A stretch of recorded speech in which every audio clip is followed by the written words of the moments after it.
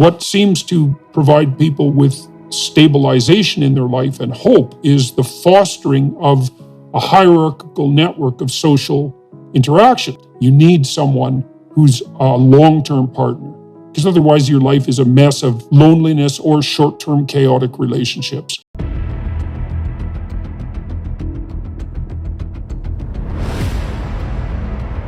It's pretty hard to be sane and to have a functional identity without being married or the equivalent if you're an adult. You need someone who's a long-term partner, because otherwise your life is a mess of loneliness or short-term chaotic relationships. And it's very difficult to be sane and happy when that's happening. It's very hard to maintain your equilibrium. You have to have friends. You should be involved in a network of economic exchange.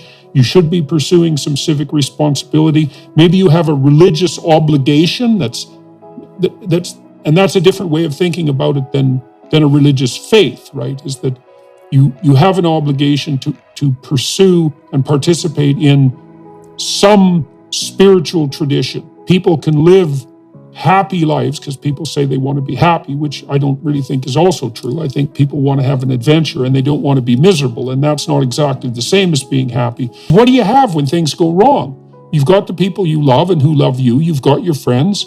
You've got hopefully your career and maybe your creative endeavors. You have the service you can provide to others at the level of civic responsibility, and all of that, none of that's been discussed in some real sense for about 60 years.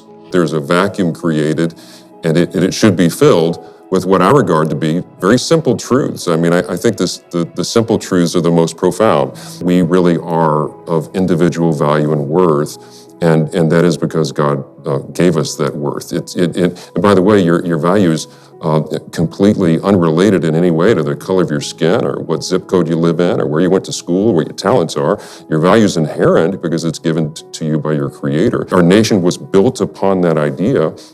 As you note rightly, we began to deviate from that idea about 50 or 60 years ago or so, a little bit longer, and that is why we're at the hopeless result that we are. So I believe we have to get back to those founding principles because it's good for everyone. I also think that conservatives have done a pretty poor job of defending that. So you see this vitriolic accusation arising from the radical left that the West in general, and the United States perhaps in particular, was founded fundamentally on a doctrine that was akin to the promotion of something like oppression and slavery. Now, that's a typical leftist trope, because the leftists think every form of social organization is founded on nothing but exploitation. The careless, self-evident axiom of human social interaction is something like, if I can force you to do something, I have the right to do it. Which is, well, if I'm more powerful than you and I can compel you to do my bidding, why the hell shouldn't I? Anything that smacks of slavery and compulsion is in fact fundamentally ethically wrong.